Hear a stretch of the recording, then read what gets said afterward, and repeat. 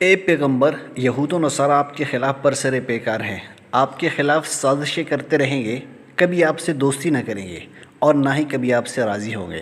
ہاں البتہ اگر آپ اپنا مشن چھوڑ دیں اور حق کو ترک کر دیں اور جو یقین آپ کو حاصل ہے اسے خیر آباد کہہ دیں، اور یہ لوگ جس شرک اور جاہلی تصورات میں مبتلا ہیں اسے اختیار کر لیں۔ وَلَن تَرْضَىٰ عَنْكَ الْيَهُودُ وَلَا النَّصَارَىٰ حَتَّىٰ تَتَّبِعَ مِلَّتَهُمْ۔ یہودی اور عیسائی تم سے ہرگز راضی نہ ہوں گے جب تک تم ان کے طریقے پہ نہ چلنے لگو۔ یہ ہے وہ اصل سبب ان کے انکار حق کا، یہ نہیں کہ شاید ان کے سامنے دلیل و برہان پیش کرنے کے معاملے میں کچھ کمی کی گئی، اور نہ اس بات کی کمی ہے کہ وہ آپ کے رائے حق پر ہونے کے سلسلے میں مطمئن نہیں ہے، یا یہ کہ آپ کے پاس جو ہدایت آ رہی ہے وہ اللہ کی جانب سے نہیں آ رہی۔ آپ ان کی طرف جس قدر بھی آگے بڑھیں اور جس قدر بھی آپ ان سے محبت کریں، ان میں سے کوئی چیز بھی آپ سے انہیں راضی نہیں کر سکتی۔ یہ آپ سے صرف اسی صورت میں راضی ہو سکتے ہیں کہ آپ ان کی ملت اور ان کی دین کو اپنا لیں اور جو حق اور صداقت آپ کے پاس ہے یعنی قرآن، اسے چھوڑ دیں۔ یہود و نصارہ ہر دور اور ہر زمانے میں جو کہ اسلام اور امت مسلمہ کے خلاف برسر پیکار نظر آئے، وہ دراصل اسلام کے خلاف ایک نظریاتی جنگ لڑ رہے ہیں، اور یہ نظریاتی جنگ اسلامی بلاک اور ان دو مغربی بلاکوں کے درمیان جاری ہے۔ اگرچہ یہ مغربی بلاک کبھی کبھار ایک دوسرے کے خلاف بھی برسر پیکار ہو جاتے ہیں، لیکن یہ تخاصم ایسا ہی ہوتا ہے جیسا کہ ایک ملت کے دو فرقوں کے درمیان ہوتا ہے،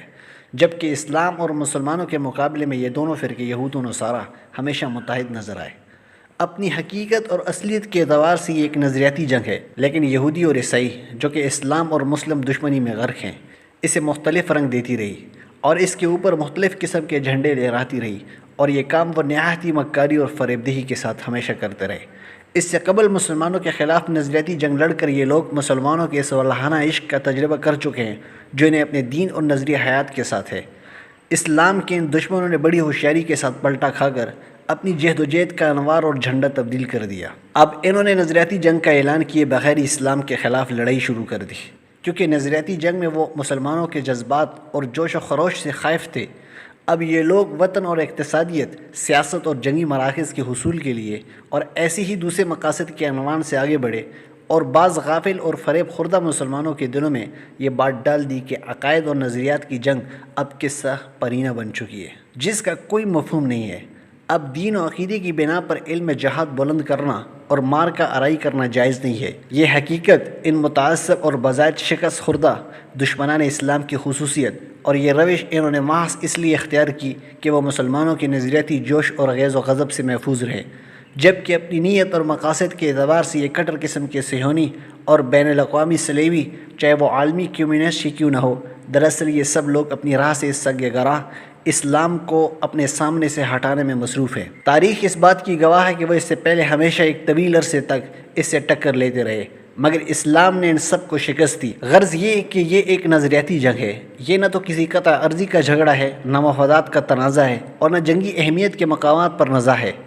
زر و زمین کے ان بھوگس نعروں اور جھنڈوں کی کوئی اہمیت حاصل نہیں ہے۔ یہ سب تدابیر دشمنان اسلام نے محض اس لیے اختیار کی تاکہ وہ سادہ لوح مسلمانوں کے اس مارکے کی اصلیت اور اس کے حقیقی اعراض و مقاصد سے بے خبر رکھیں، اور ہم ہیں کہ ان کے اس فریب کا شکار ہو گئے۔ لہٰذا ان دشمنوں کو ملامت کرنے کی ضرورت نہیں ہے، بلکہ ہمیں چاہیے کہ خود اپنے آپ کو ملامت کریں،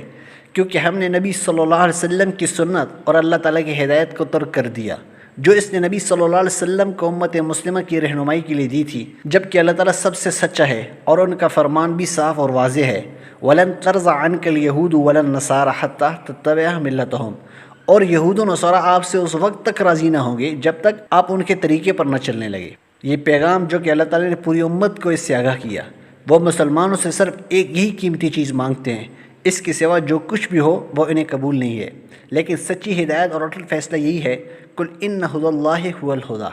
کہہ دیجئے کہ ہدایت بس وہی ہے جس کی طرف اللہ نے رہنمائی فرمائی۔ ہدایت وہی ہے جو اس میں محدود ہے، اور اس کے سوا سر سے کوئی ہدایت نہیں ہے۔ لہٰذا اللہ تعالیٰ کے بنائے ہوئے صراط مستقیم کے علاوہ کسی راہ پر چل کر کامیابی حاصل نہیں کی جا سکتی، لہٰذا اسے اختیار کرنا بے حد ضروری ہے۔ ہم اس کے اندر کوئی ترمیم نہیں کر سکتے اور اس میں سے کسی چھوٹی یا بڑی چیز کے بارے میں کوئی سودے بازی نہیں کر سکتے۔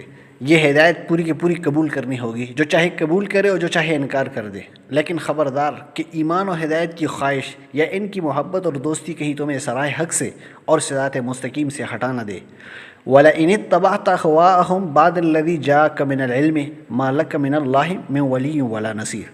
اس علم کے بعد جو تمہارے پاس آ چکا ہے یعنی قرآن، تم نے ان کی خواہشات کی پیروی کی تو اللہ کی پکڑ سے بچانے والا کوئی دوست اور مددگار تمہارے لیے نہیں۔ کیسی خوفناک وعید ہے، کیا اٹل فیصلہ ہے اور کتنی سخت وعید ہے، اور ہے کس کے حق میں؟ سرتاج انبیاء محبوب کبریاء حضرت محمد صلی اللہ علیہ وسلم کے حق میں۔ مقصود یہ کہ اللہ تعالیٰ کی ہدایت جس کے سوا کوئی ہدایت نہیں ہے، اس سے تم صرف اس وجہ سے ہٹ سکتے ہو کہ تم ان لوگوں کی خواہشات کی پیروی شروع کرو، ورنہ اس کے سوا اسے ترک کرنے کی کوئی وجہ یعنی دلیل و برہان کی کمی یا کمزوری نہیں ہے۔ اہل کتاب میں سے جو لوگ خواہشات نفسانیہ سے پاک ہو جاتے ہیں، وہ بھی اپنی کتاب کو اس طرح پڑھتے ہیں جس طرح اس کے پڑھنے کا حق ہوتا ہے۔ یہی وجہ ہے کہ وہ اس سچائی پر بھی ایمان لاتے ہیں جو آپ کے پاس ہے، اور جو لوگ اس سچائی کا انکار کریں گے وہی گھاٹے میں رہیں گے۔ نہ تو اے پیغمبر آپ خسارے میں ہیں اور نہ مومنین۔